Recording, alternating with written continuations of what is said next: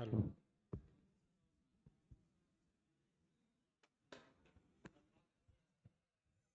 जय हिंद दोस्तों। सभी लोग मज़े में हैं। स्टडी कैसी चल रही है?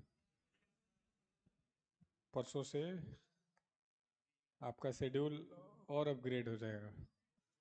रात का भी शेड्यूल लिख के भेज देंगे कि, कि रीजनिंग कब पढ़ना है, जीएस कब पढ़ना है। तो किसी किसी बच्चे का बैकलॉग है शायद बचा हुआ, जैसे कोई कह रहा है कि मेरा ये छूटा है वो छूटा है, तो वो पूरा कर लो अगले 2-4 दिन में। शाम को सबका शेड्यूल आ जाया करेगा। उस सेशन का नाम हमने रेमेडियल सेशन दिया है। रेमेडियल का मतलब समझते हैं? जो लोग बीएड वीएड पढ़े हैं उनको पता होगा। एक होता है डायग्नोस्टिक, आइडेंटिफाई करना कि प्रॉब्लम क्या है, और फिर उसके बाद आता है रेमेडियल, उपचार करना। तो हम अब शाम को डेली रेमेडियल में रखेंगे। दिक्कत तो नहीं आ रही है किसी को? और फाइन कंपलसरी कर दिया है उसमें नहीं बैठने पर। मतलब ये नौटंकी नहीं चलेगा कि मैं ये पढ़ूंगा वो पढ़ूंगा, जो पढ़ना है वहीं पढ़ो नीचे ही बैठ के। 15 दिन बाद नहीं, आप बोलते थे मैक्सिमम लोग कि टाइम कम पड़ जाता है। आप बताना अब टाइम कम पड़ जाए किसी को तो। टाइम नहीं कम पड़ेगा। तो लास्ट क्लास में बैंक वैंक शुरू किया था नहीं? हाँ छोटे भाई, पढ़ के आए हो? पढ़ के आए हो? चलो, भारत का पहला बैंक, बैंक ऑफ हिंदुस्तान, कब स्थापित हुआ था? बीच में कोई नहीं बोलेगा। 1925, 35? हमने एक भी का एग्जाम्पल 1935 नहीं लिखवाया। आरबीआई का लिखवाया था, वो भी डेट के साथ लिखवाया था। चलो दोस्त, तुम, आरबीआई कितने पैसे से शुरू किया गया? 5 करोड़ से। किसके कहने से? किस कमेटी ने रिकमेंड किया था? कमेटी नहीं लिखवाया है? लिखवाया है। यंग हिल्टन कमेटी लिखवाया होगा। नहीं लिखवाया? लिखवाया है। कई लोग इशारा करे नहीं लिखवाया। आप पढ़ के आए हैं? सिलेबस कर रहे थे? किस चीज़ का? अचानक चेंज हो गया? पहले क्या था? ये कैसे चेंज हो गया? था ही नहीं शेड्यूल में। मेरी तो, नहीं नहीं, मेरी कल से क्लास लगी हुई है। हैं? ये पागल हैं फिर। चलो कोई बात नहीं, अब तुम उसका फायदा उठा लिए कि हाँ नहीं मैं पढ़ के आता। कोई बात नहीं। तो हमने फंक्शन ऑफ आरबीआई डिस्कस करना है। तो आरबीआई का पहला काम क्या है? तो लिखो,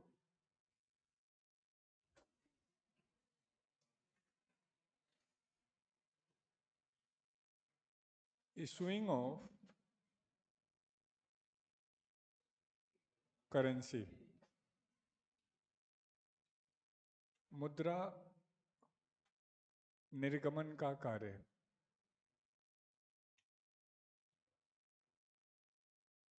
इशूइंग ऑफ करेंसी, मुद्रा निर्गमन का कार्य। पहला कार्य क्या है?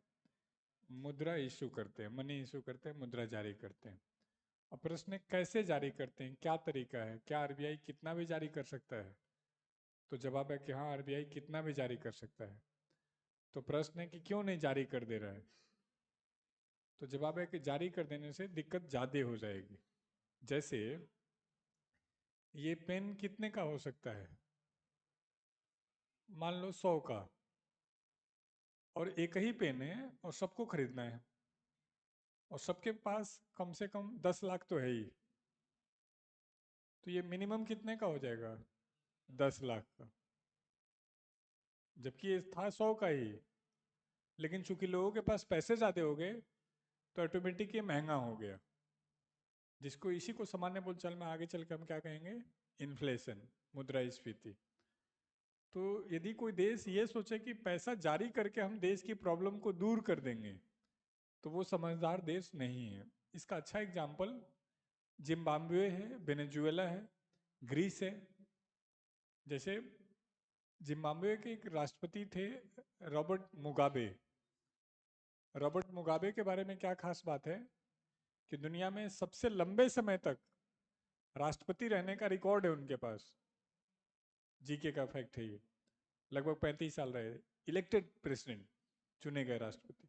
तानाशाह तो बहुत लोग रहे, वो इलेक्टेड है। तो वो क्या, उनको कोई हरा नहीं पाता था। क्यों? क्योंकि वो किसी को जीतने नहीं देते थे। उनके चुनाव का तरीका कुछ ऐसा है कि आप वोट डालने जा रहे हो तो आपके पीछे पीछे गनर चल रहा है, आप मशीन तक पहुंच गए, वो भी मशीन तक पहुंच गया। आपने कहा कि सर आप बाहर खड़े हो जाइए, हम वोट डाल के आते हैं, फिर हमें लेके चलिए। कहा देखो ये वाला बटन दबाने तो हम ये दबा देंगे।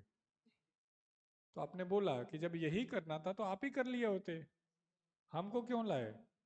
कहते वो गलत बात मत करो, हम डेमोक्रेटिक विचारों पे विश्वास रखते हैं। आपका काम है वोट डालना, हमारा काम है डायरेक्शन देना। मीनिंग क्या है? चुने तो जाते थे लोकतांत्रिक तरीके से, लेकिन एक्चुअल में था वो तानाशाही। ऐसे करते करते करते करते 2010 आ गया तो यूएनओ ने कहा कि यार ऐसा करो, छोड़ दो यार, जनता को अपने हिसाब से शासन करने दो। उनका आप कैसी बात कर रहे हैं? जनता यदि सेवा का मौका देगी तो मुझे करना पड़ेगा, मैं मना ही नहीं कर सकता, मेरी मजबूरी है। उनका ठीक है यार। अब जिम वर्ल्ड बैंक ने, सॉरी यूएनओ ने क्या कहा विश्व के सभी देशों के साथ कि कोई भी देश जिम्बाब्वे से ट्रेड मत करो, व्यापार मत करो। अब व्यापार नहीं होगा तो देश बर्बाद हो जाएगा। ऐसा आपने देखा है इंडिया के कंडीशन में भी कि हमने क्लोज इकोनॉमी बना दिया था तो हमारी स्थिति खराब हो गई। क्योंकि जब तक हम बेचेंगे नहीं कुछ, हम डॉलर नहीं लाएंगे, और सारी जरूरत हम खुद पूरा कर लेंगे, पॉसिबल नहीं है। जैसे जापान गाड़ी बना रहा है, टेक्नोलॉजी बना रहा है, राशन नहीं है उसके पास, तो राशन खरीद के ला रहा है। अब वो कहने ये राशन भी बना लूंगा, तो पॉसिबल नहीं है। तो हर देश किसी न किसी चीज से के लिए डिपेंड है दूसरे पे। तो इन्होंने कहा कि कोई भी देश इनके साथ ट्रेड मत करो, जब इनके वहां दिक्कत आएगी तो जनता विरोध करेगी तो इनको अपना शासन खुद ही छोड़ना पड़ेगा। उनका मत करो ट्रेड, दिक्कत क्या है? पैसा तो मुझे ही छापना है, और पैसा छाप के लोगों को देना शुरू कर दिया। जनता भी खुश कि शासक कितना अच्छा है, बिना कुछ किए ही पैसा दे रहा है। करते करते 2012 तक आते आते लोगों के पास पैसे ही पैसे हो गए। अब जब सबके पास पैसा हो जाएगा तो कोई काम करेगा क्या? नहीं करेगा। अब स्थिति ये हो गई कि लोग बैगों में, बोरों में पैसा भर के लेके जा रहे हैं और जेब में सामान लेके आ रहे हैं। मतलब पैसे की वैल्यू कम हो गई और सामान की वैल्यू बहुत ज्यादा हो गई। लोग रोड पे आ गए कि यार तुमने पागल बना रखा है, हमने पैसा मांगा था, इतना थोड़ी ना मांगा था। का कोई बात नहीं, टेंशन मत लो। सबसे छोटा नोट छापा $10 लाख का, जो लोवेस्ट। लेकिन महंगाई इतनी बढ़ गई थी कि एक टॉफी की कीमत भी 100 करोड़, खाना 400 करोड़ का। यानी हर कोई अरबपति खरबपति है, लेकिन जरूरत नहीं पूरा हो रहा है। और 2013 में भाइयों उनकी करेंसी फ्लॉप हो गई। 6 देशों की करेंसी को उनको अपनी ऑफिशियल करेंसी बनानी पड़ी, जिसमें अपना रुपया भी था। और फिर विरोध की वजह से उनको अपना पद छोड़ना पड़ा। तो कहानी का निष्कर्ष क्या है कि क्या आरबीआई कितना भी नोट छाप सकता है? तो जवाब है कि हाँ छाप सकता है। तो प्रश्न है कि छाप क्यों नहीं दे रहा है? तो पॉइंट है कि छापना प्रॉब्लम नहीं है। ऐसा नहीं है कि आपके घर वालों के पास पैसा नहीं है कि आपको इतना मुश्किल इन्वायरमेंट में रहना पड़े। लेकिन उनको पता है कि अभी हम इनको मेहनत करा लेंगे तो आने वाला इनका जनरेशन या ये ठीक रहेंगे। तो पहला पॉइंट था कि क्या कितना भी छाप सकते हैं, तो क्या जवाब आ गया? हाँ छाप सकते हैं। अभी कितना छापते हैं तो एक मोटा मोटी आइडिया दे देता हूँ। जितना जीडीपी बनता है उसे 5% एक्स्ट्रा, यानी 105 रुपया, मतलब 100 रुपए की वस्तु या सेवा बन गई भारत में तो 105 रुपया छाप दिया जाता है। नहीं, रुपया हमेशा ज्यादा रहेगा वस्तु सेवा से। क्यों? ताकि डिमांड का साइकिल चलता रहे। यदि डिमांड साइकिल निगेटिव हो गया तो इकोनॉमी आगे नहीं बढ़ेगी। मतलब मान लो आप सेटिस्फाई हो गए अपने जीवन से, तो प्रगति होगा आपका? नहीं। तो आप सेटिस्फाई ना हो इसीलिए आप हमें पूरा जीवन कुछ ना कुछ टारगेट, कुछ ना कुछ एफर्ट करते रहते हैं। तो इकोनॉमी में भी ऐसा ही होता है कि 100 रुपए की वस्तु बनती है तो लगभग 105 रुपया प्रिंट कर देते हैं ताकि डिमांड हमेशा सप्लाई से ज़्यादा रहे। खैर, अब हमने कहा था कि आरबीआई 1 अप्रैल 1935 को स्थापित हो गया। 1 अप्रैल 1935 को आरबीआई की स्थापना हो गई और 31 दिसंबर 1948 तक इस पर किसका कंट्रोल था बच्चों? ब्रिटिशर्स का, अंग्रेजों का। यानी ध्यान से देखो तो आज़ादी के बाद भी अंग्रेजों का आरबीआई पे शासन है। फिर आरबीआई का नेशनलाइजेशन कब किया गया याद करो? 1 जनवरी 1949 को। तो 1 जनवरी 1949 को भारत ने इस पर अपना कंट्रोल कर लिया। लिखना मत अभी। यहाँ पर जो भी नोट छाप रहे हैं, जॉर्ज पंचम, क्वीन एलिजाबेथ, इनके नाम से छापा जा रहा है। आज़ादी के बाद भी अंग्रेजों के नोट भारत में चले हैं। फिर 1 जनवरी 1949 को हम एक सिस्टम लेके आते हैं। That system is known as PRS system. PRS क्या है बच्चों? प्रोपोर्शनल रिजर्व सिस्टम, आनुपातिक आरक्षित प्रणाली। ये क्या कहता है कि जितना नोट बनाना है बनाइए, कोई दिक्कत नहीं। बस जब जब नोट बनाइए तो कुछ पैसा आपको अपने पास रिजर्व रखना होगा। तो हमने कहा पैसे से पैसा, तो कहा कोई बात नहीं, गोल्ड रिजर्व रख लीजिए। तो हम इसमें गोल्ड रिजर्व रखते थे कितना परसेंट? 40%। मतलब मान लो देश को 100 करोड़ रुपया बनाना है तो 40 करोड़ रुपए का गोल्ड रिजर्व रखना हो। देश को 50 करोड़ बनाना है तो उसी के 40% के मल्टीपल में हमको गोल्ड रिजर्व रखना हो। तो ध्यान से देखो तो ये टिपिकल प्रोसेस है। थोड़ा सा मुश्किल हो गया, क्यों? इकोनॉमी आगे बढ़ेगी, रुपए की डिमांड बढ़ेगी, क्या उतना गोल्ड आ पाएगा? तो जवाब है नहीं। पॉपुलेशन बढ़ेगा तो रुपए की डिमांड और बढ़ेगी, तो क्या उतना गोल्ड बढ़ पाएगा? जवाब है नहीं। तो 31 मार्च 1956 तक ये सिस्टम चला और उसके बाद 1 अप्रैल 1956 से एक नया सिस्टम लेकर के आ गए हम, और वो सिस्टम आज तक काम कर रहा है। और इस सिस्टम का नाम है MRS system, minimum reserve system, आनुपातिक आरक्षित प्रणाली, सॉरी, न्यूनतम आरक्षित प्रणाली। इन्होंने कहा कोई बात नहीं, आपको बार बार गोल्ड रखने की जरूरत नहीं है, एक मिनिमम अमाउंट रख लो आप अपने पास। और वो मिनिमम अमाउंट कितना रखा गया? 200 करोड़ का। इस 200 करोड़ में 115 करोड़ का बच्चों गोल्ड और 85 करोड़ का फॉरेन सिक्योरिटी, विदेशी पैसा। विदेशी पैसे में क्या आता है? Dollar, pound, euro. तो ये 1956 में ये डिसाइड हुआ कि इतना तो आपको रखना ही होगा। जैसे आपको मिनिमम सिक्योरिटी हमने 3000 कही, कितना रखे और जब तक हमारे पास रहो रखो, जब जाना तो वापस ले जाना। तो वो मिनिमम हो गया। तो मैक्सिमम आप अपने मन से, आपको नहीं जी मैं तो 50,000 रखना चाहता हूँ, आपको नहीं जी मैं तो 10 लाख रखूँगा, तो उसमें आपत्ति नहीं है। लेकिन मिनिमम कितना रखना है? 3000। तो वैसे यहाँ मिनिमम कितना है? 200 करोड़। तो लॉजिकल बात बताओ, क्या कोई 3000 से ज़्यादा रखना पसंद करेगा? नहीं। तो सरकार भी 200 करोड़ से ज़्यादा रखना पसंद नहीं करेगी, क्योंकि उस गोल्ड से वो बाकी बिजनेस कर सकती है, बाकी काम कर सकता है। तो ये 1956 में रखा गया। अब एक बार यहाँ तक बनाओ, यहाँ कम से कम 3-4 क्वेश्चन दिख रहे हैं जो आपको मुझसे पूछना चाहिए। आप नहीं पूछ पाएंगे तो मैं पूछूंगा। बनाइए यहाँ तक। नहीं, आरबीआई को अपने पास रखना है।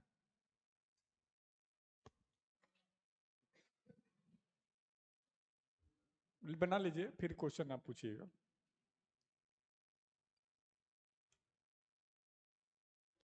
अच्छा, एक गलती आप में से कई लोग कर रहे हैं। अभी कोई बालक मिला था, तो मुझे लगता है 2-2.5 घंटे बना करके वो अपना स्टडी प्लान लेके आया था कि मैं ऐसे पढ़ा हूँ, ऐसे पढ़ा हूँ, ऐसे पढ़ा हूँ।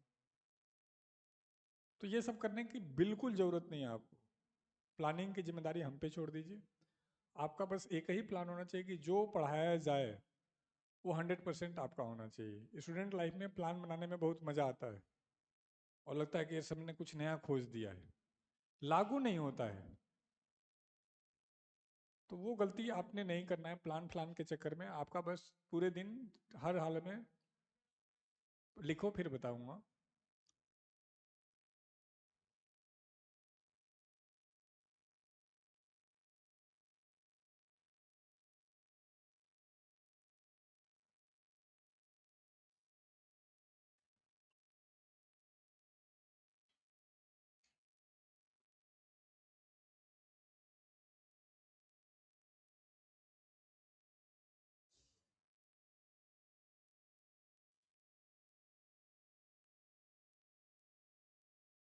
आपके बैच का तो अभी स्कॉलरशिप भी नहीं हुआ होगा।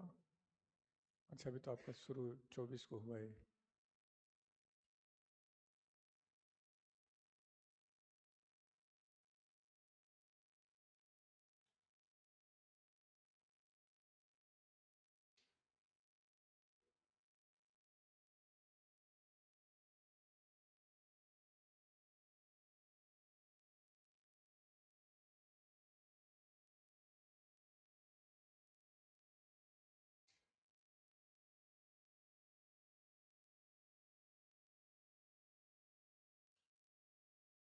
आपका एक मेडिकल रूम भी बना दिया गया है।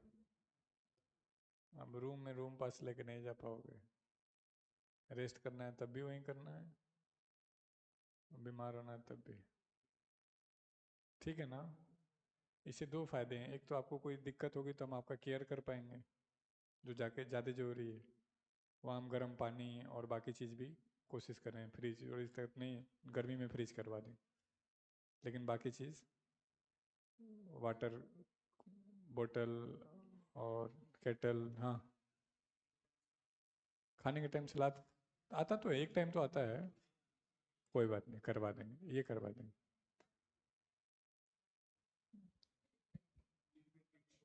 हाँ, खीर में चीनी ज़्यादा न डालें।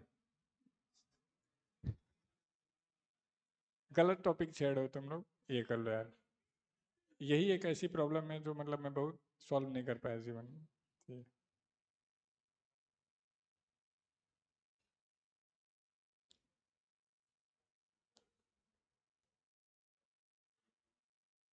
7-8 महीने की बात है, थोड़ा थोड़ा करके धीरे धीरे।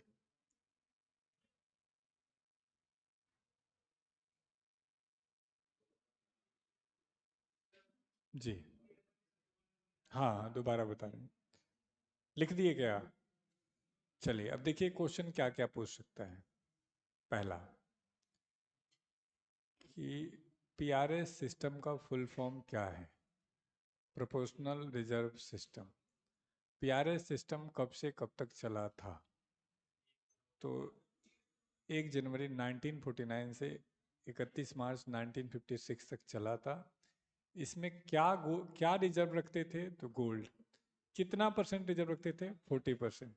तो हमने कहा कि पीआरएस सिस्टम में भी नोट छापने की लिमिट नहीं थी, जितना नोट की जरूरत है छापिए। बस जब जब छापिएगा तब तब आपको रिजर्व रखना होगा। क्यों रिजर्व रखना होगा, अभी थोड़ी देर बाद समझाएंगे वो। अभी के लिए है कि किसी को कोई जिम्मेदारी कोई लेगा तो उसकी औकात होनी चाहिए जिम्मेदारी लेने की। तो भारत सरकार ने आरबीआई को कहा है कि नोट तुम छापो, तो आरबीआई की औकात होनी चाहिए नोट छापने की। तो शुरू में हमने कहा कि ठीक है, जितना नोट छापना है छापो, बस 40% रिजर्व रखो। फिर धीरे धीरे इकोनॉमी आगे बढ़ने लगी, दिक्कत बढ़ने लगी, तो हमने कहा कोई बात नहीं, प्रोपोर्शनल न अपनाओ, मिनिमम अपना लो। तो ये कम से कम 20 एग्जाम में आ चुका है कि अभी नोट जारी करने का कौन सा सिस्टम कार्य कर रहा है। तो एमआरएस सिस्टम आ रहा है। उल्टा भी आता है। एमआरएस का फुल फॉर्म क्या है? तो एक ऑप्शन मिनिमम आ जाता है और एक ऑप्शन मैक्सिमम आ जाता है।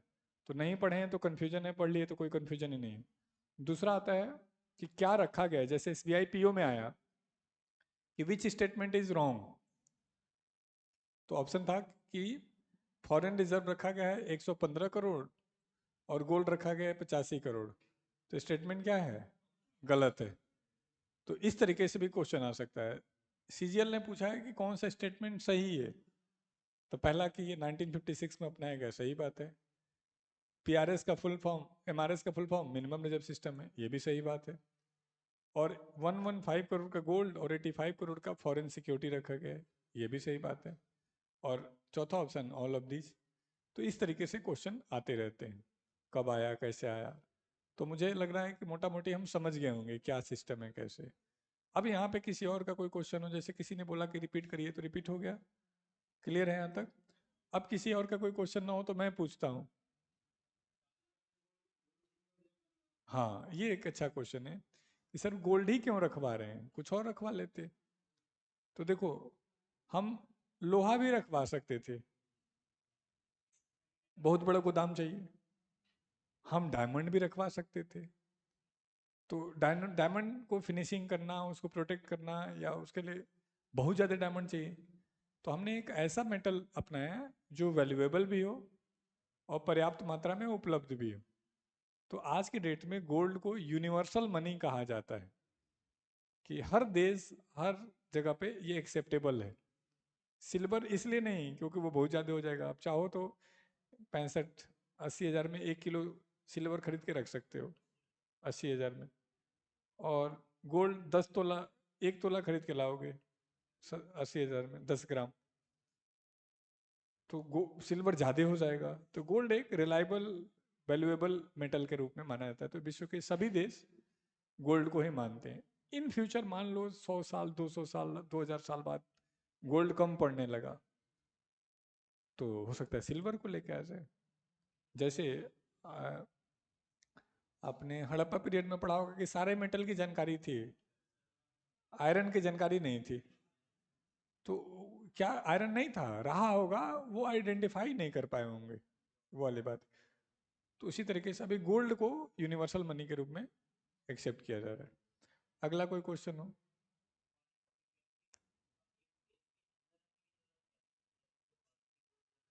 हाँ, तो मान लो कोई देश कहता मैं तो नहीं लेता गोल्ड, मुझे तो डॉलर चाहिए।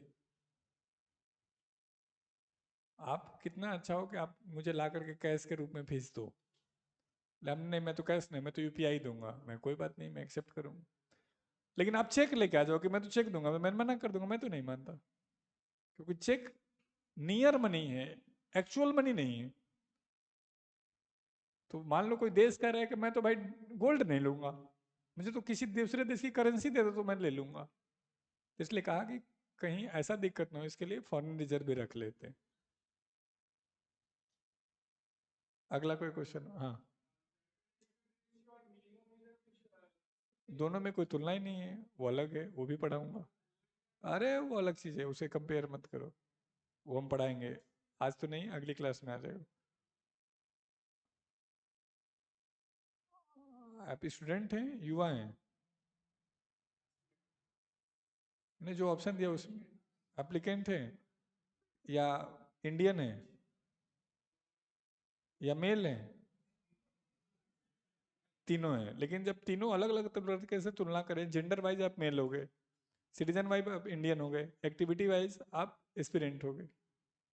तो वही पॉइंट है, वो अलग चीज़ है, ये अलग चीज़ है, दोनों को तुलना नहीं कर सकते। मोटा मोटी क्वेश्चन खत्म हो गया। अब मैं क्वेश्चन पूछ रहा हूँ, आप बताओ। हाँ, नहीं, अपने पास अपने रिजर्व रखना है। मतलब मान लो जैसे आपकी जिम्मेदारी है घर वालों को कि आपका केयर करें, कहीं लिखा नहीं है लेकिन मोरली इमोशनली उनको आपका केयर करना पड़ता है। तो उसी तरीके से इनको प्रोफेशनली जिम्मेदारी दी गई कि आपको इतना गोल्ड रखना होगा आरबीआई एक्ट के तहत, तभी ये नोट इशू कर पाएंगे। इसका जवाब अभी तक मैंने नहीं दिया क्यों रिजर्व रखा गया है, वो भी मैं थोड़ी देर बाद दूंगा, 10 मिनट बाद। लेकिन ये पक्का है कि इनडायरेक्ट में कोई जिम्मेदारी लेगा तो कुछ शर्तों के तहत ही ले पाएगा, यदि वो शर्त पूरा नहीं होगा तो जिम्मेदारी नहीं ली जाएगी। आरबीआई एक्ट के तहत भारत सरकार ने पार्लियामेंट्री एक्ट से कहा कि ये काम आपको करना है, इसके लिए आपको ये कंडीशन फुलफिल करना हो। हाँ, तब ये एक मुश्किल प्रश्न पूछ लिया इन्होंने कि क्या तब भी रखते थे, तो जवाब है नहीं।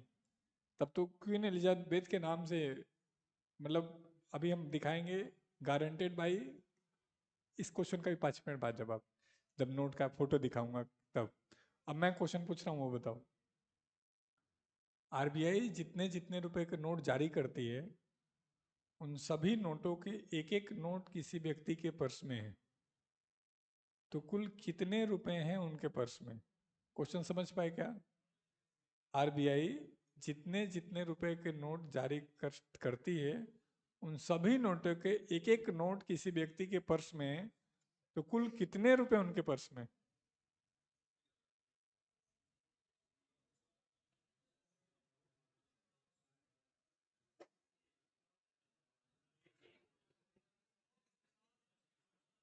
890, 890 एक, हाँ, 896 दो, 890 दो, दो ऑप्शन आया, दो ऑप्शन अभी बचा हुआ है। 806 तीन, 888 चार, 880 पांच, बस। है, ठीक है, बस हो गया, बस। लिखें आरबीआई,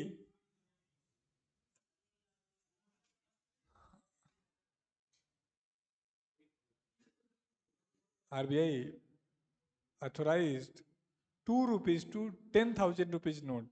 आरबीआई 2 रुपए से 10,000 रुपए तक के नोट जारी कर सकती है। Authorized up to ₹2 to 10,000 rupees note. RBI 2 रुपए से 10,000 रुपए तक के नोट जारी कर सकती है। 2 रुपए से 10,000 रुपए तक के नोट जारी कर सकती है।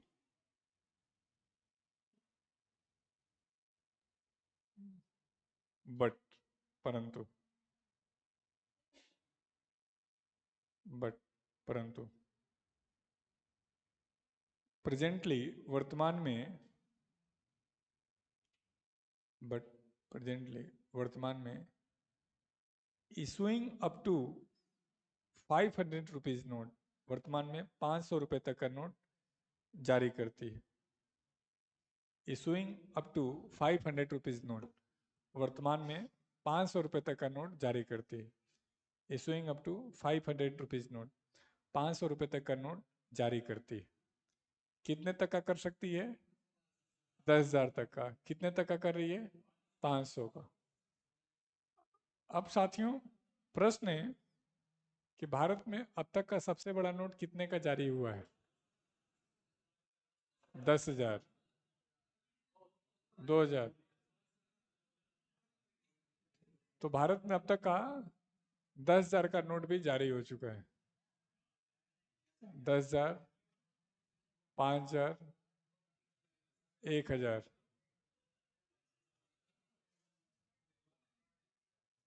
ये 3 नोट जारी हुआ करते थे। अरे राजकुमार, होते थे। तो ये 1978 में हमने इनको बंद कर दिया, क्योंकि तब इनकी वैल्यू आज के 10 लाख से ज़्यादा थी।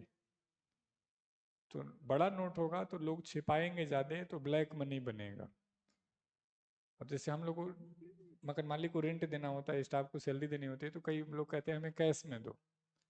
तो हम 5 लाख रुपया, 10 लाख रुपया, 15 लाख रुपया कैश में निकाल के लाते हैं, तो 100 और 50 का गड्डी देता हो, तो पूरा बोरा भर जाता है।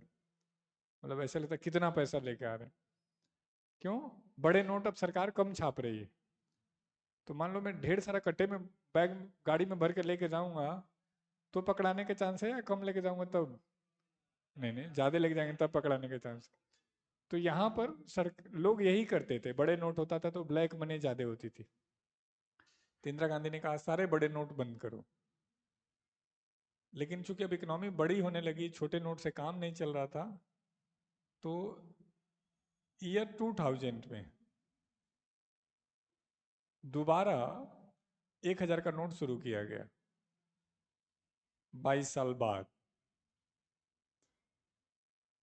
तो 1,000, 500, 100, 50, 20, 10, 5 और 2। इतने नोट काफी समय से चला करते थे और सबके जीवन में खुशियां थी, किसी को कोई दिक्कत नहीं था, मजा आ रहा था।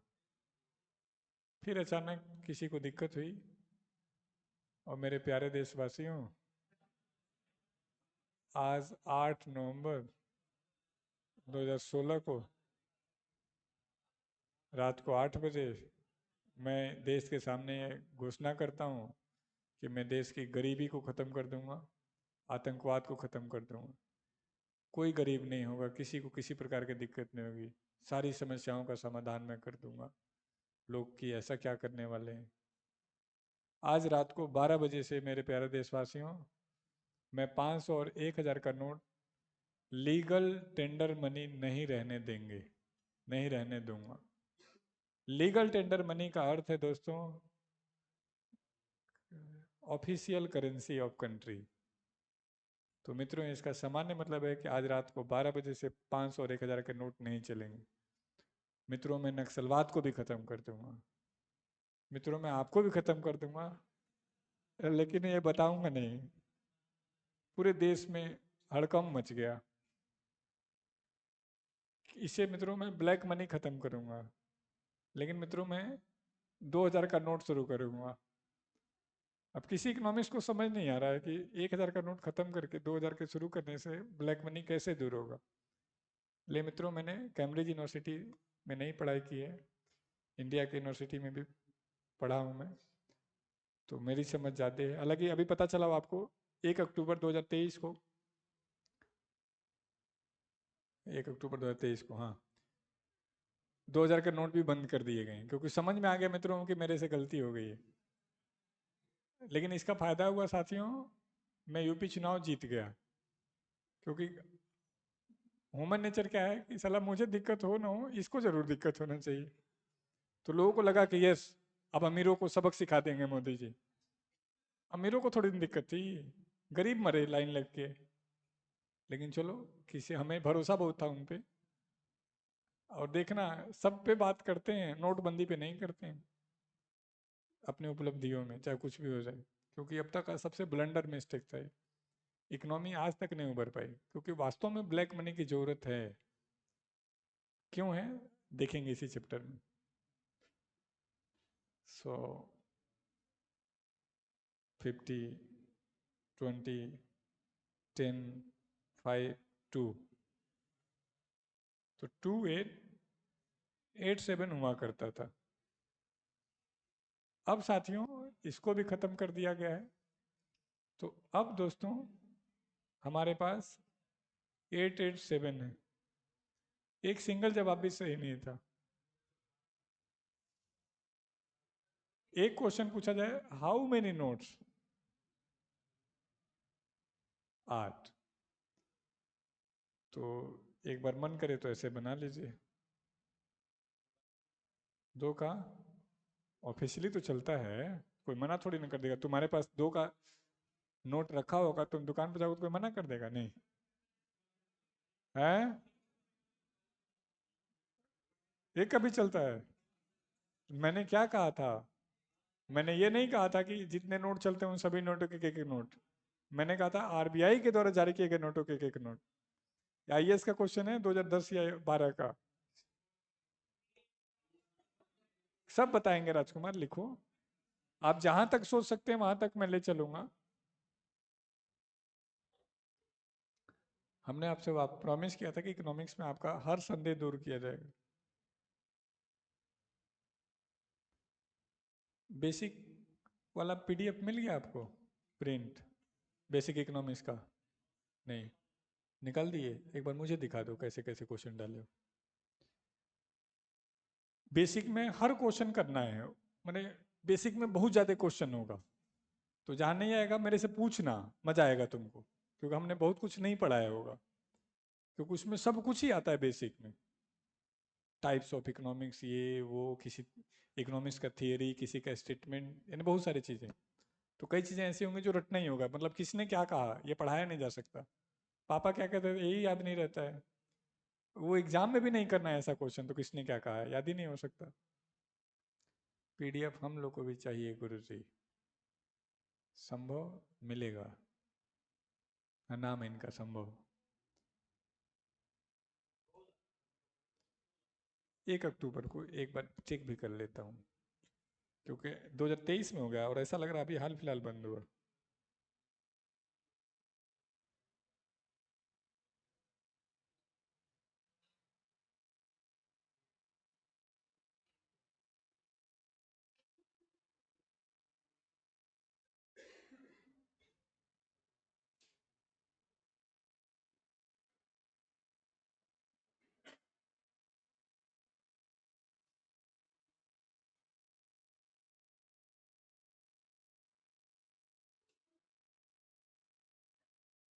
उन्नीस मई को घोषणा हुआ और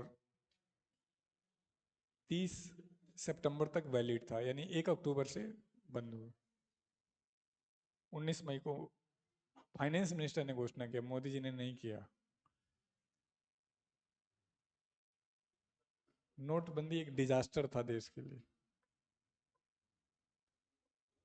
क्योंकि जिसके पास ब्लैक मनी था वही तो पॉलिसी मेकर है, उसको तो फर्क पड़ना ही नहीं है। आम आदमी को दिक्कत हुई। लोग लाइन में लगे थे, आप लोग नहीं था ही नहीं। हाँ। चलें, 19 मई 2023 को घोषित किया गया था और 1 अक्टूबर 2023 से बैन हो गए, यानी 1 साल होने जा रहा है। अभी 10-12 दिन बाद 1 साल हो जाएगा। पता नहीं टाइम इतना तेजी से भाग रहा है। तुम लोग को भी लगा कि तुम्हारे 20-22 दिन बहुत जल्दी बीत गए? नहीं लगा, दूसरे तीसरे महीने से लगने लगेगा। वो तो पहले महीने में बहुत चेंज आया होगा बॉडी में, मेंटली। अच्छा, तुम में से कई बच्चे 16-16 साल के भी हैं यार, 17 साल के भी। हाँ, मैं मिला उस दिन, छोटे छोटे हो तुम। खैर, तो अब प्रश्न है कि एक का कौन छापता है भाई, या क्यों छापता है? तो लिखो, नोट ऑफ 1 रुपीज, 1 रुपए का नोट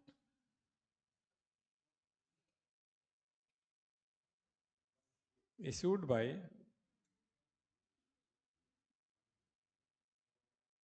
मिनिस्ट्री ऑफ फाइनेंस। 1 रुपए का नोट वित्त मंत्रालय के द्वारा, वित्त मंत्रालय के द्वारा जारी किया जाता है। एंड तथा साइंड बाय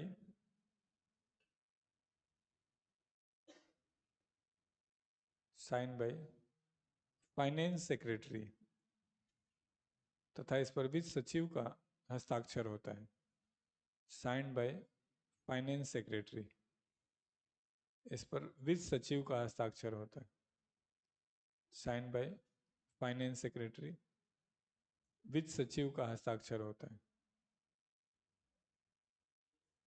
फाइनेंस सेक्रेटरी, वित्त सचिव का हस्ताक्षर होता है। अब मित्रों, प्रश्न है कि एक का बना रहे थे, सारा बना रहे थे, तो एक का भी बना देते। ऐसा क्या है कि ये आप छाप लो, ये हम छाप लेंगे? हैं? लिख लो, एंड तथा ऑल कॉइन्स, सभी सिक्के भी, all coins also issued by, सभी सिक्के भी वित्त मंत्रालय के द्वारा जारी किए जाते हैं। All coins also issued by finance ministry, सभी सिक्के भी वित्त मंत्रालय के द्वारा जारी किए जाते हैं। सिक्के में लिमिट नहीं है, भारत सरकार स्वतंत्र है, वो जब किसी को ऑथराइज करेगी तब।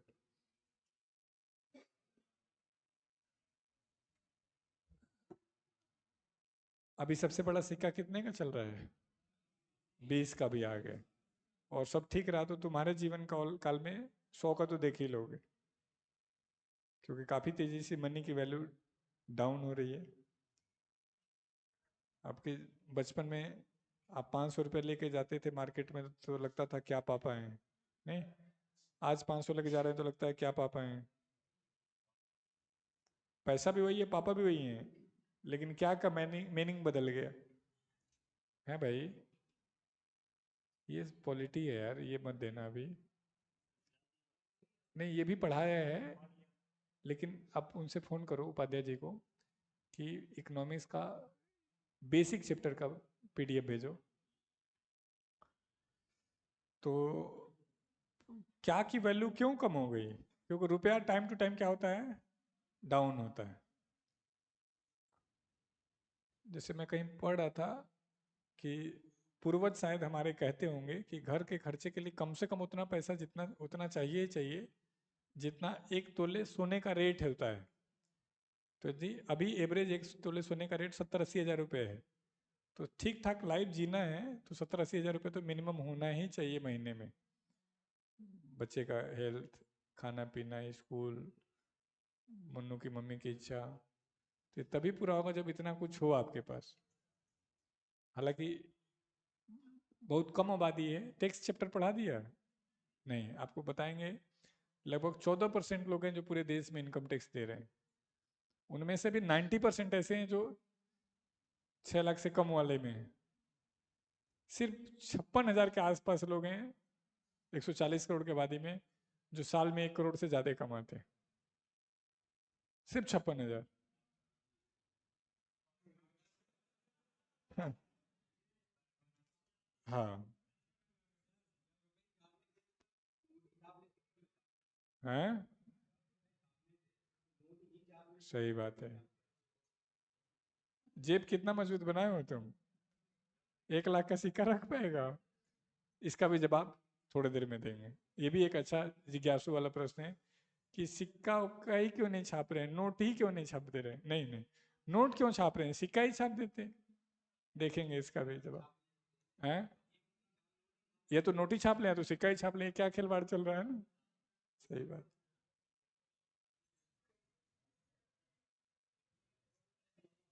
मनी जो होता है दो तरीके का होता है। होता तो 20-22 तरीके का है, बीच बीच में आता रहेगा। अभी मेनली दो तरीके का। अच्छा, मनी होता क्या है? मनी हर वो चीज है जो मीडियम ऑफ एक्सचेंज है, विनिमय का माध्यम। जैसे गांव में आप आइसक्रीम खाना था बचपन में, तो घर से गेहूं चावल ले जाके उसको दे देते थे, वो आपके बदले में आइसक्रीम दे देता था। और पता नहीं क्या क्या ऐसे हम, दैट इज बार्टर सिस्टम, वस्तु विनिमय प्रणाली। लेकिन हर वो चीज जो मीडियम ऑफ एक्सचेंज हो जाएगा वो मनी हो जाएगा। आपने मान लो यूपीआई कर दिया तो आज के डेट में वो मनी हो गया, लेकिन कैसा मनी? Digital money. आपने ड्राफ्ट बनवा के दे दिया तो कैसा हो गया? क्लोज मनी हो गया, नियर मनी हो गया। आपने कैश दे दिया तो लिक्विड मनी हो गया। तो देखेंगे, तो मनी क्या है? जो भी मीडियम ऑफ एक्सचेंज हो। मनी होता क्या है? तो ऑप्शन है, money is the good servant, bad master. मुद्रा अच्छी स्वामी है, बुरी सेवक है। Option two, money is the good servant, bad master. अच्छी सेवक है, बुरी स्वामी है। Option three, money is the good master and good servant. मुद्रा अच्छी स्वामी और अच्छी सेवक है। Option four, money is the bad master, bad servant.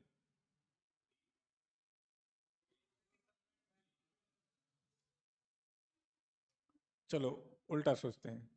स्वामी का मतलब क्या होता है? मालिक का, जिसके अनुसार हमें चलना पड़ता है। और सर्वेंट का मतलब क्या होता है? जिसको हमारे हिसाब से चलना पड़ता है जनरली।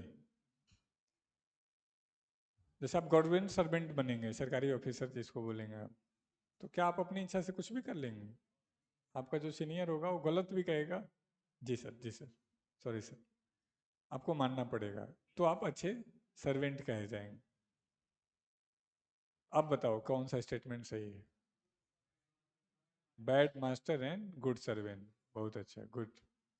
मतलब मनी हमारे हिसाब से चले या हम मनी के हिसाब से चले?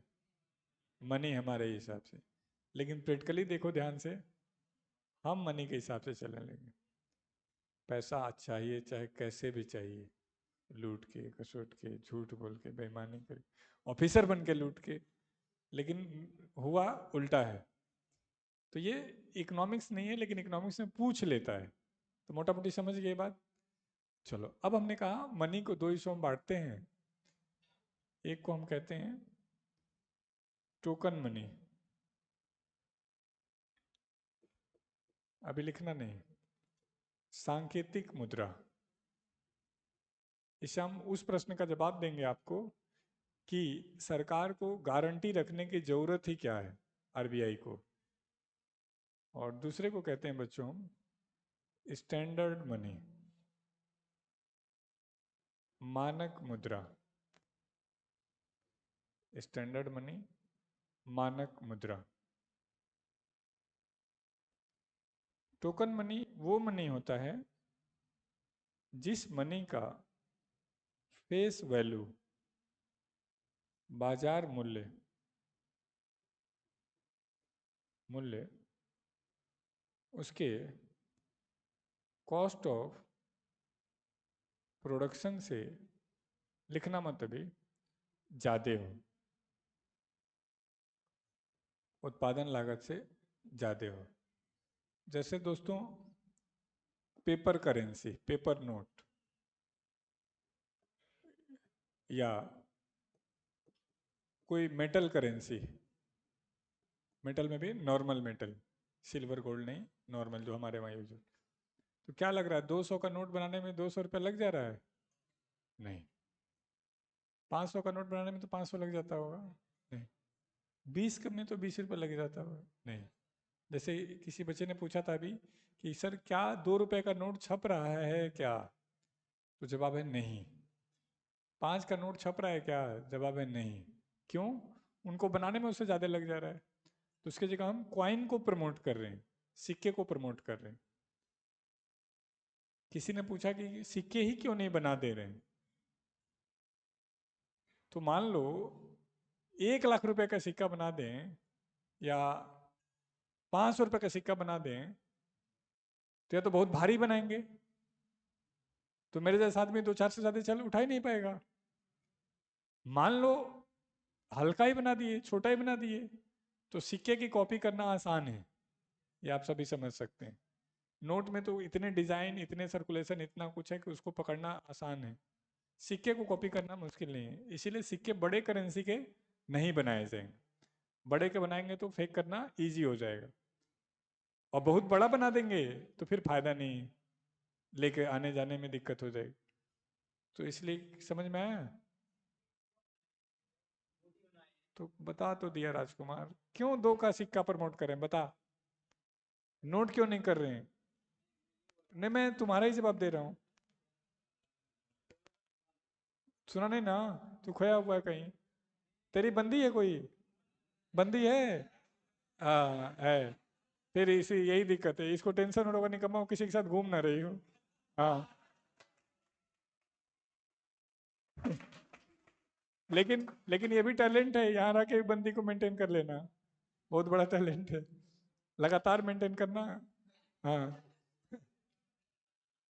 अब कोई दिक्कत हो तो बताना।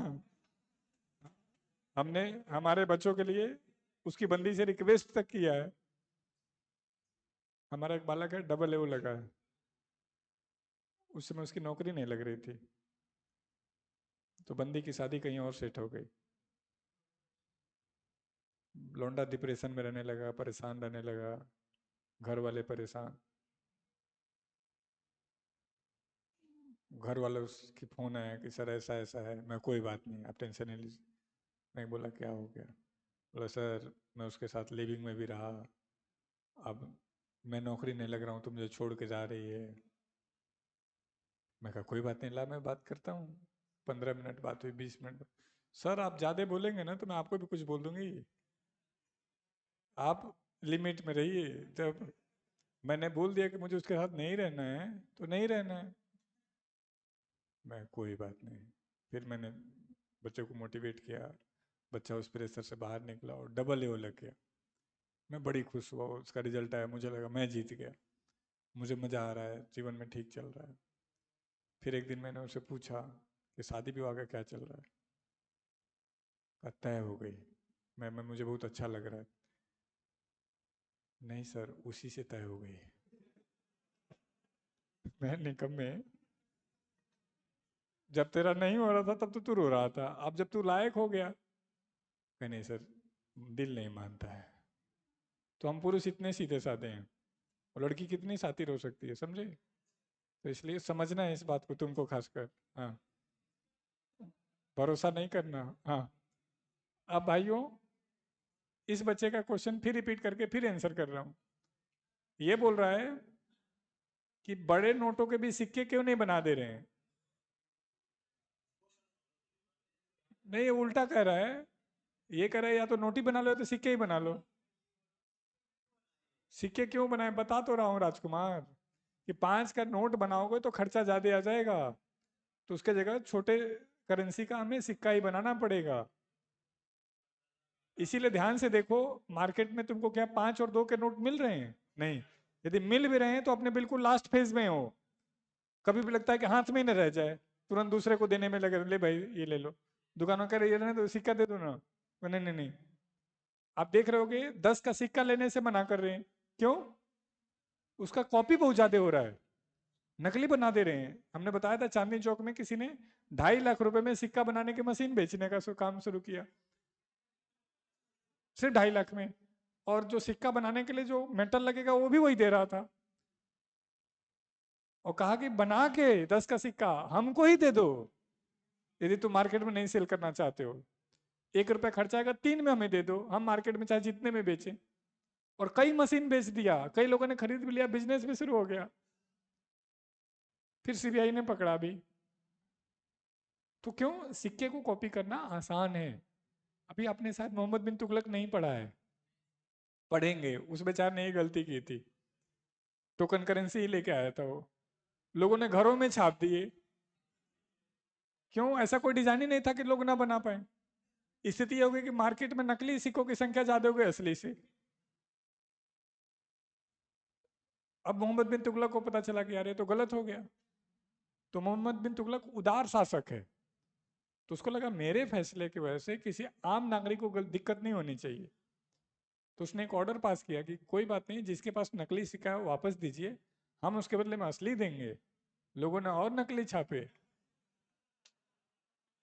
तो आगे चल के आपको पढ़ाएंगे हिस्ट्री में कि मूर्ख विद्वान शासक कौन है, जो बहुत टैलेंटेड है लेकिन मूर्ख है।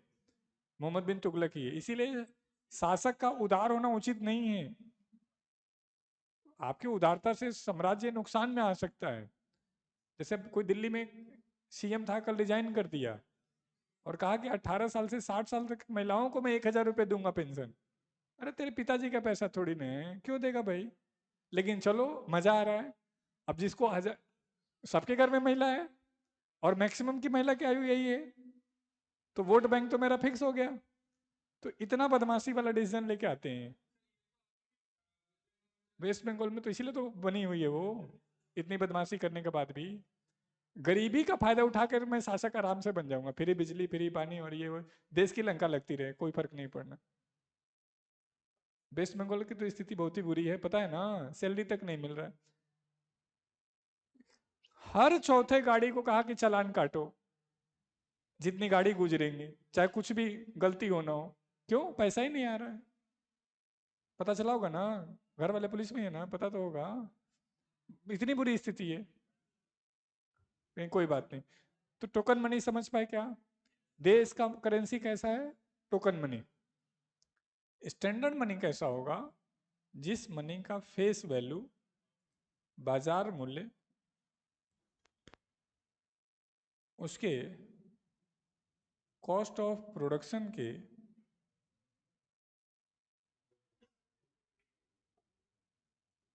उत्पादन लागत के बराबर हो।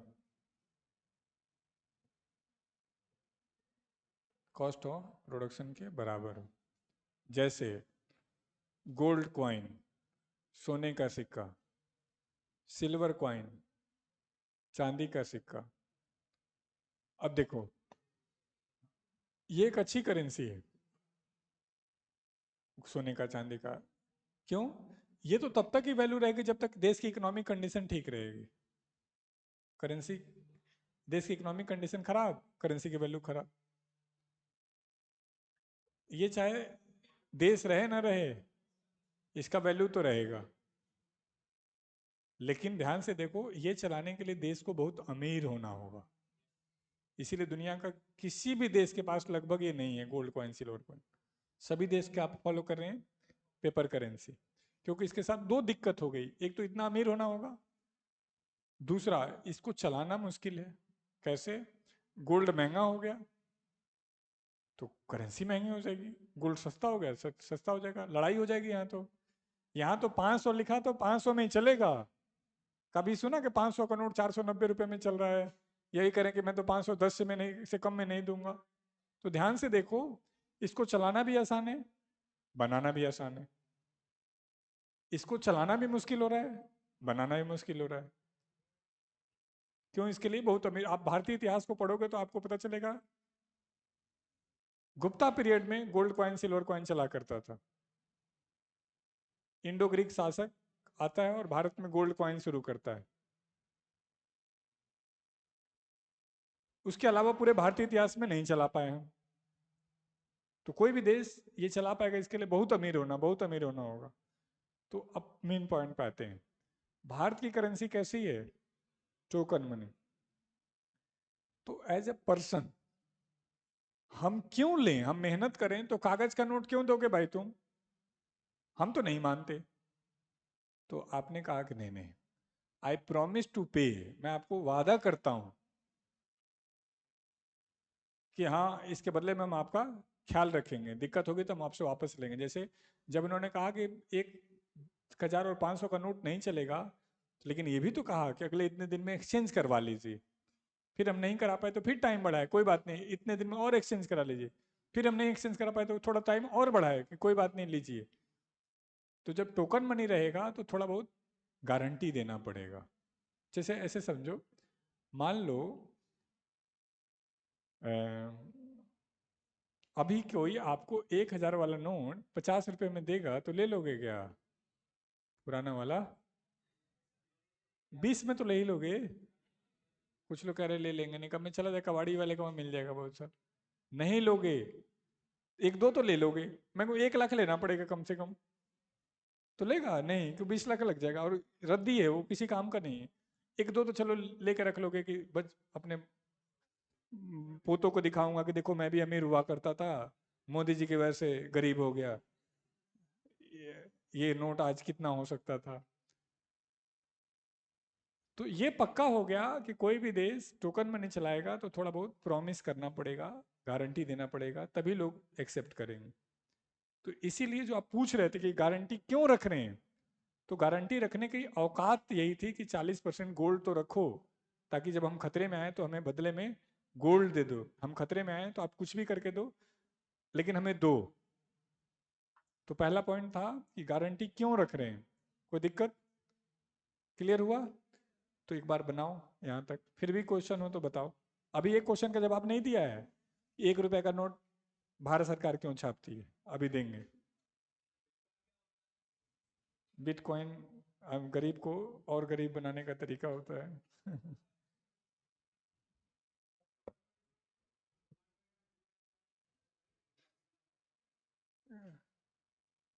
कह रहे दुकान में, समोसे की दुकान में जो टोकन देता वही है टोकन मनी।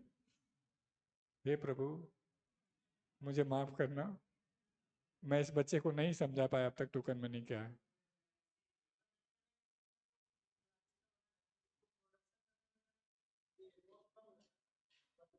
हे प्रभु रुक जाओ, भारत के रुपए को टोकन मनी कह रहे हैं, आप पूछो जो पूछना है।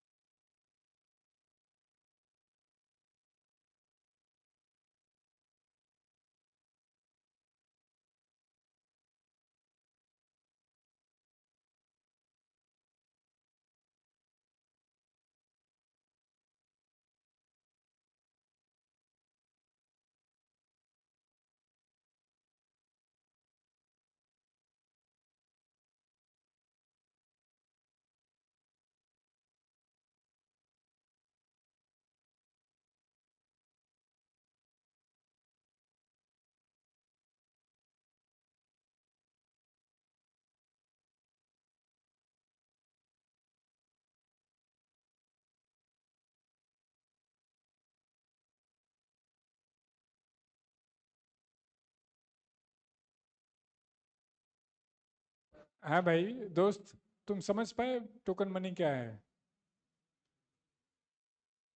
ये करे नहीं समझ पाए, कोई बात नहीं, समझाते हैं। कितना रुपए दिए थे यहाँ? यहाँ कितना रुपए दिए थे? 20,500 कैश दिए थे, ऑनलाइन दिए थे? तो यही तो दिक्कत हुई। कोई बात नहीं, ऑटो में आए थे तो कैश दिए थे ऑनलाइन दिए थे? ये मत कहिए ऑनलाइन दिया था। हाँ, कैश दिया था, कितना रुपए? 30 रुपए। 30 रुपए में क्या क्या था? मतलब कितने कितने का था? रुक जाओ राजकुमार, हो सकता है इसके पास 30 का हो, आपको क्या पता? हाँ, बता बच्चे। 50 रुपए दिए थे। तो 50 का नोट बनाने में 50 रुपए ज्यादा लगा होगा कम लगा होगा? सरकार ने 50 रुपए का नोट प्रिंट किया होगा तो उसको बनाने में 50 रुपए से ज्यादा लगा होगा कम लगा होगा? कम लगा होगा। वही मनी टोकन मनी है।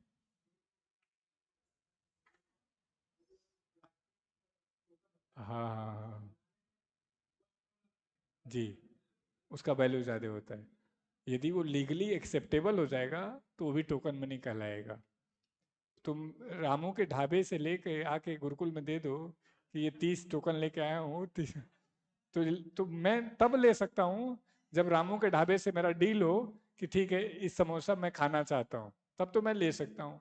उसकी सहमति होनी चाहिए। मैं यहाँ जो बात कर रहा हूँ ऑफिशियल करेंसी की बात कर रहा हूँ, कि किसी भी देश की जो करेंसी है वो दो तरीके की हो सकती है, टोकन और स्टैंडर्ड। ऐसे जीवन में बहुत सारे टोकन एग्जाम्पल हो सकता है। ये 100 रुपए का शर्ट, ये कह रहे मैं 30 में खरीद लूंगा, तो ये भी टोकन हो गया। नहीं वो मत लिखना, मनी का ही लिखना। रियल लाइफ में आप जो कह रहे हो वो पॉसिबल है, लेकिन इस तरीके से बहुत सारे एग्जाम्पल हो जाएंगे। किसी ने कुछ चीज बंधक रख के किसी से पैसा ले लिया, है तो वो भी मनी, लेकिन हम यहाँ किसी भी देश के उस मनी की बात करें जो सर्कुलेशन में है। वो दो तरीके का हो सकता है, टोकन या स्टैंडर्ड। तो प्लीज उससे कंफ्यूज मत करो। ये बताओ कि भारत की मनी टोकन मनी है, ये क्यों? तो ये बात समझ में आई? एक पॉइंट लिख लो जल्दी से। Indian money, Indian currency token currency. Bharat की मुद्रा सांकेतिक मुद्रा है। भारत की मुद्रा सांकेतिक मुद्रा है। Indian currency is the token currency. Bharat की मुद्रा सांकेतिक मुद्रा है। रुक जाओ राजकुमार, तो मैंने कहा भारत की मुद्रा को हम क्या कह रहे हैं? सांकेतिक मुद्रा। क्योंकि सांकेतिक मुद्रा का डेफिनेशन आपके पास क्लियर हो गया। अब ये बताओ, आपको दोनों नोट मिले, मैंने दोनों करेंसी लेने का ऑप्शन हो, आप कहीं काम करो और आपके पास 100 रुपए का गोल्ड कॉइन मिलने का ऑप्शन है और 100 रुपए का नोट मिलने का ऑप्शन है, तो आप कौन सा लेना पसंद करोगे? Gold coin. क्यों? क्योंकि नहीं, अभी तो उसकी वैल्यू 100 ही है, दोनों की 100 ही है, लेकिन फ्यूचर में 100 का 100 का ही रहेगा, लेकिन उसके बढ़ने के चांसेस ज्यादा हैं। तो इसलिए मैं और आप इसको गुड मनी कहते हैं, अच्छी मुद्रा कहते हैं। आप देखा करो, जब घरों में दिवाली मनाया जाता है तो गोल्ड कॉइन या सिल्वर कॉइन खरीद के ला कर रखते हैं। कभी ऐसा सुना कि पापा ने 500-500 के 3 नोट खरीद के ला कर रख लिए, आने वाले समय में इसको 530 रुपए में बेचेंगे? नहीं, ऐसा नहीं हो सकता। और इसको कहते हैं बैड मनी, बुरी मुद्रा।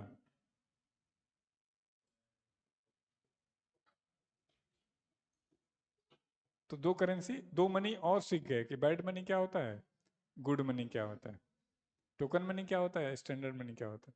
क्यों कह रहा है बैड मनी? ये तब तक ही चलेगा जब तक देश की इकोनॉमिक कंडीशन ठीक रहेगी। ये तब तक ही चलेगा जब तक सरकार इसको अप्रूवल करेगी। जैसे अभी बांग्लादेश में प्रॉब्लम हो गई थी, तो मेरी मैडम बांग्लादेश से इंडिया आ रही थी, तो उसके पास 2-3 लाख टका रखा हुआ था। बांग्लादेश की करेंसी का नाम टका है। तो उसने मेरे से पूछा कि इसको मैं एक्सचेंज करा के लेके आऊँ क्या? मैं नहीं, अभी मत एक्सचेंज कराना, क्योंकि उस समय एक्सचेंज कराते तो उसकी वैल्यू क्या होती, कम होती। हालांकि हमें फायदा होता, इंडिया की करेंसी ज़्यादा मिलती। मैं कहा कि अभी मत कराओ, निकलो वहां से। अब फिर वापस चले गए कल। हाँ, वापस भारत सरकार ने बुला लिया कि ठीक है, अब देश की सेवा के लिए आते हैं। मैं भी कहा कि ठीक है, जाओ। देश ज़्यादा जरूरी है। तो उनकी करेंसी की वैल्यू डाउन या अप हो सकती है। क्यों? देश की इकोनॉमिक कंडीशन डाउन या अप हो रही है।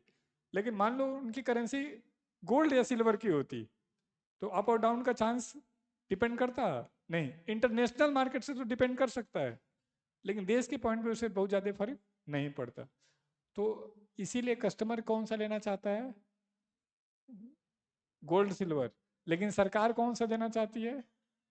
टोकन मनी, क्योंकि सरकार को इजी पड़ रहा है देना। तो पहला पॉइंट क्या, गुड मनी बैड मनी समझ पाए। अब थोड़ा दूसरा पॉइंट देखो। मान लो आपके पास सिल्वर या गोल्ड का मनी है, यानी गुड मनी और बैड मनी है।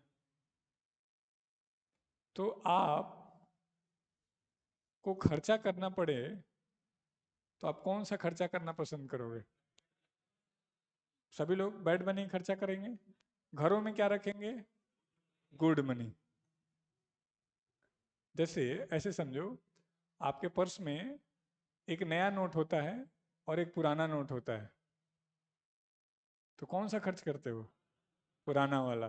जबकि तुमको पता है वो भी उतने में ही चलेगा, लेकिन दिमाग क्या कर रहा है कि यार खराब वाला पहले हटा देते हैं।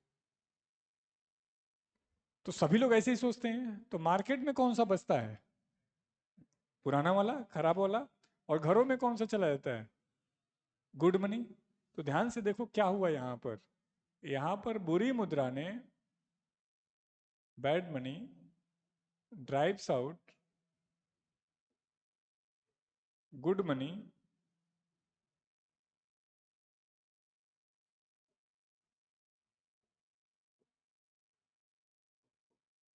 बुरी मुद्रा ने क्या किया? अच्छी मुद्रा को बाजार से बाहर कर दिया। यही तो हुआ। सभी लोगों ने क्या किया? घरों में क्या रखना शुरू कर दिया? अच्छी वाली। तो मार्केट में चल कौन सा रहा है? डिमांड किसकी चल रही है? बैड मनी की। तो बैड मनी ने गुड मनी को प्रेशर करके बाजार से बाहर कर दिया। देखो ध्यान से, नेता कौन लोग बन रहे हैं? अच्छे लोग या बुरे लोग? बुरे लोग। किसी को कहो नेता बन रहे हो तो नाराज हो जाएगा, वो करे गाली दे लो, नेता मत कहो। तो बुरे लोगों ने अच्छे लोगों को साइड कर दिया, और बाद में हम और आप उसी बुरे लोगों के साथ खड़े होकर फोटो खिंचवाते हैं नेताजी के साथ। एक सफल वार्ता। ये भारत माता की जय। यस। ये बात किसने कही? तो ये बात ग्रेसम ने कहा। तो एक हेडिंग डालो, ग्रेसम का नियम। बुरी मुद्रा अच्छी मुद्रा को अच्छी मुद्रा को बाजार से बाहर कर देती है। ये बात पहली बार कौन कहा? ग्रेसम। तो एक क्वेश्चन और तैयार हो गया कि ग्रेसम लॉ क्या है। तो लिख डालो, bad money drives out good money from market. बुरी मुद्रा अच्छी मुद्रा को बाजार से बाहर कर देती है। अगले महीने दो दो त्योहार हैं, दशहरा है, दिवाली है, छठ है। दिवाली में 2 दिन की, छठ में 1 दिन की भी नहीं। हमारा भी छठ है, हमारे छठ आप हैं। हम तो पिछले 7-8 साल से तो राखी नहीं बंधवाए डायरेक्ट सिस्टर से। और छठ पे तो गए हुए मुझे लगा 18 साल हो गए होंगे।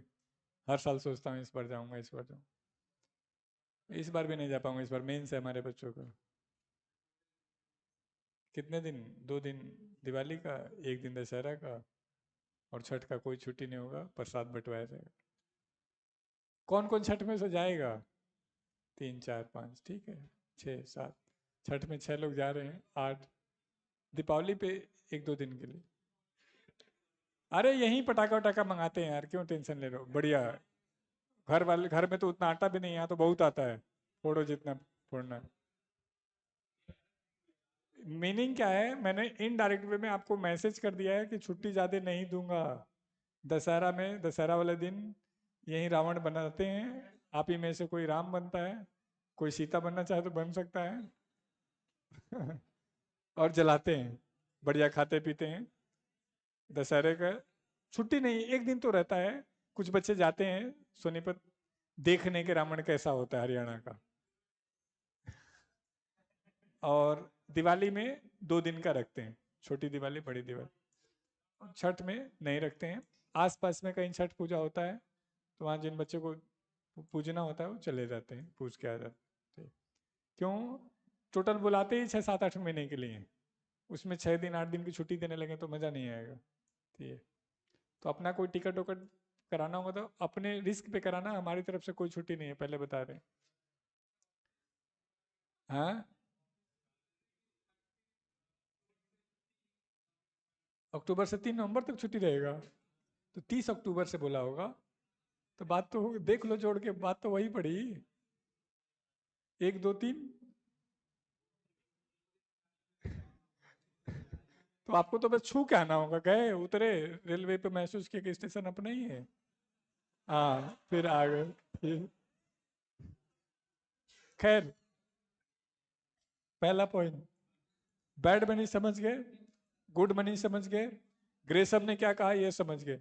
किसी बच्चे को यहाँ कोई क्वेश्चन हो तो पूछो, नहीं है। अब मेन क्वेश्चन पे आते हैं कि why ₹1 note issued by finance ministry, ₹1 का नोट वित्त मंत्रालय क्यों जारी करता है।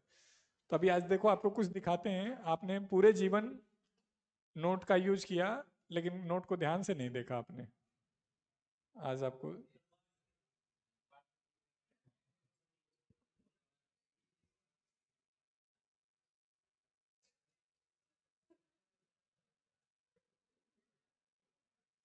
पहले 10,000 का नोट दिखा देते हैं कैसा होता था, है ना।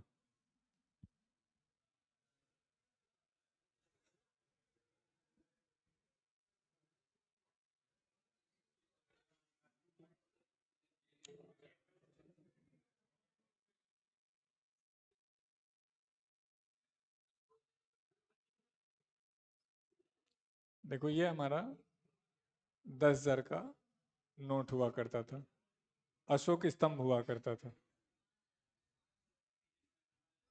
ऊपर 10,000 का है, नीचे 5,000 का है। नहीं, गांधी जी तो 2000 से आए हैं नोट पे। वैसे पहली बार 1998 में आ गए थे बैक साइड में, लेकिन फ्रंट पे जो आए हैं वो 2000 से आए हैं गांधी जी। उससे पहले अशोक स्तंभ चला करता था।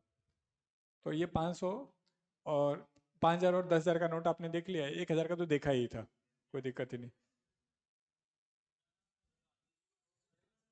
गांधी जी को नोट से हटा सकते हैं, क्यों? नहीं नहीं, हर देश अपने राष्ट्रपिता को नोटों पे रखता है, तो हमारे राष्ट्रपिता गांधी जी हैं। देखो यार, नहीं भगत सिंह को अपमान क्यों करोगे नोट पे रख के। नोट से भगत सिंह की वैल्यू थोड़ी ना है। भगत सिंह तो आपके जज्बे में आने चाहिए। 23 साल की उम्र में देश के लिए मर मिटने की इच्छा बहुत बड़ी बात है। बहुत हिम्मत चाहिए। कीड़ा भी मरना पसंद नहीं करता है, वो भी एफर्ट कर रहा होता है। और हमारे मरने का फायदा हमें नहीं है, आदमी काम करता है अपने फायदे के लिए। तो वो तो मतलब असंभव चीज़ है भगत सिंह। तो उसे नोट की वैल्यू भले बढ़ जाएगी, भगत सिंह की नहीं बढ़ेगी। दूसरा, कोई भी देश शांति चीज़ों को मूव करता है। मतलब हम और आप कितने भी वो हो जाएं, लेकिन घर वाले क्या कहते हैं, लड़ाई झगड़ा नहीं करेगा, जिसको करना वो करेगा, तो बैठ जा। तो इसलिए हम ऐसे को आदर्श कम बनाते हैं। तो गांधी जी थोड़े से ये हैं कि मार रहे हो कोई बात नहीं, एक और मार लो। हालांकि उल्टा सोचना, लॉजिकल, किसी ने आपको एक थप्पड़ मारा और आपने एक थप्पड़ मार दिया तो आप हिंसक नहीं है, आपने सहन कर लिया, ये बहुत बड़ी हिंसा है। एक्शन का तो रिएक्शन होगा उसमें, तो नॉर्मल है, तो हर कोई कर लेता है। बिन मारने के बाद कोई कर रहा है कोई बात नहीं, और मार लो, मैं तो हाथ नहीं उठाऊंगा। तो गांधी से बड़ा हिंसक कोई है ही नहीं। और ऐसा करना कि उखाड़ देना देश से। लेकिन ये डिस्प्यूट का मुद्दा है कि गांधी के दम पे मिला नहीं मिला, और हम चाहते भी नहीं कि आप इस एज में गांधी को माने। 60 65 साल में तो अपने आप मानने लगेंगे, जब पोता कहेगा बैठ साइड में, तो कहे कोई बात नहीं, तुम हमारे ही बेटे के बेटे हो, कोई दिक्कत नहीं, तो हम गांधी बन जाएंगे। खैर।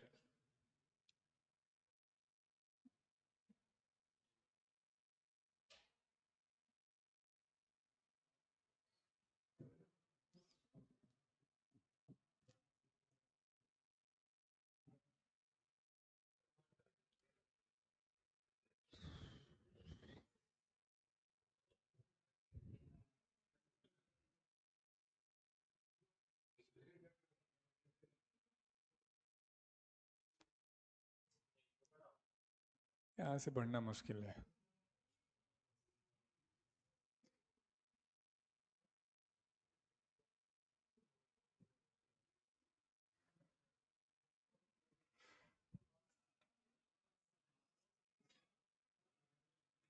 नोट देख के मन वैसे ही खुश होता रहता है ना। सबकी फीलिंग सेम ही है नोट को देख के। खैर, पहले के नोटों में हिंदी और इंग्लिश ऊपर नीचे लिखा होता था। ऊपर लिखा होता था भारतीय रिजर्व बैंक, उसके नीचे लिखा होता था रिजर्व बैंक ऑफ इंडिया। अब लेफ्ट और राइट में, एक तरफ भारतीय रिजर्व बैंक, दूसरी तरफ रिजर्व बैंक ऑफ इंडिया। ध्यान से देखो, गारंटेड बाय सेंट्रल गवर्नमेंट, केंद्र सरकार के द्वारा प्रत्यभूत। गारंटी कौन दे रहा है? Central government. क्यों? क्योंकि किसी ने प्रॉमिस किया है, I promise to pay the bearer of sum of इतना, मैं धारक को इतने रुपया अदा करने का वचन देता हूं। तो प्रॉमिस और गारंटी में थोड़ा सा अंतर होता है। जैसे इनकी बंदी ने इनको प्रॉमिस किया होगा या गारंटी दिया होगा? प्रॉमिस। तो प्रॉमिस कई बार थोड़ा सा दिक्कत भी हो जाता है। लेकिन हाँ, गारंटी में क्या है कि उसका लीगल वैल्यू होता है। अब देखो एग्जैक्ट जो हमें सिखाना है, अब हमने हमारे देश में कैसे मनी को एक्सेप्ट किया बच्चों? टोकन मनी को। तो जनता तो लेगी नहीं। जनता तो कहे कि भाई मैं क्यों लूँ? तो आरबीआई ने कहा आई promise to pay the bearer, मैं आपको वादा करता हूँ कि कोई भी इसको लेने से मना नहीं करेगा, और कोई दिक्कत होगी तो मैं आपको दूंगा।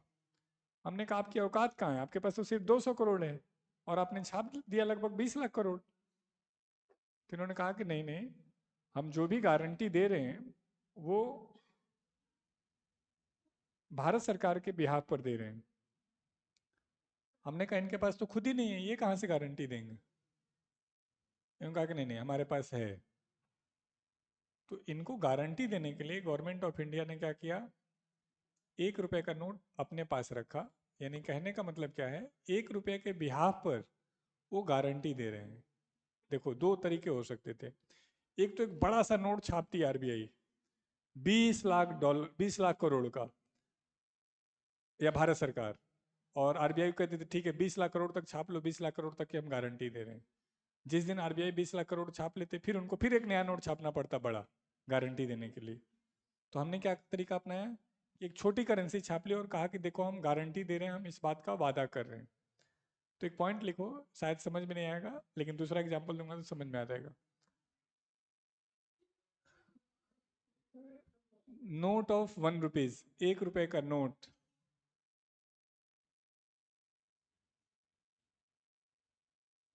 1 रुपए का नोट अन्य नोटों के लिए गारंटी पत्र है। Note of 1 rupees is the guarantee for other note. 1 रुपए का नोट अन्य नोटों के लिए गारंटी पत्र है।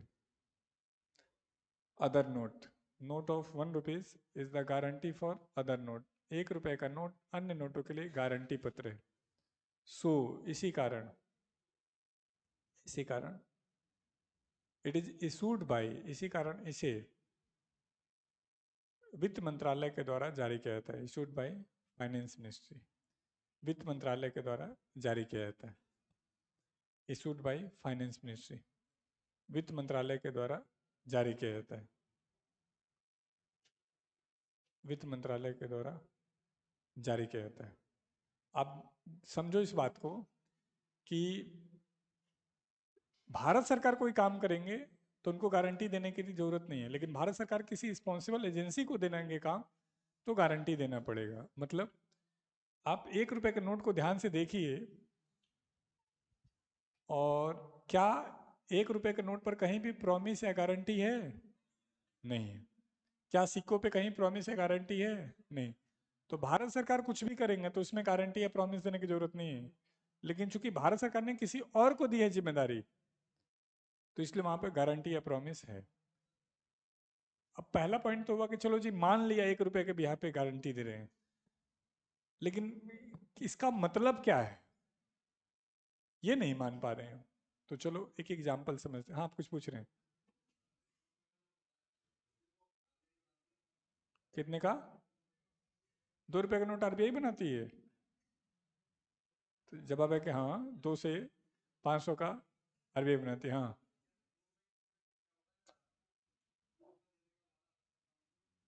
पूछ रहे हैं क्या 2 रुपए का नोट पे भी लिखा हो रहता है आई प्रॉमिस टू पे? कैसी बात कर दी राजकुमार। जब एक बार कह दिया कि आरबीआई जो भी नोट जारी कर रहे हैं वो टोकन मनी है, तो टोकन मनी है तो क्या करेंगे वो? वादा करना पड़ेगा। तो कितने रुपए से लेकर कितने रुपए तक का छाप रहे हो? 2 रुपए से।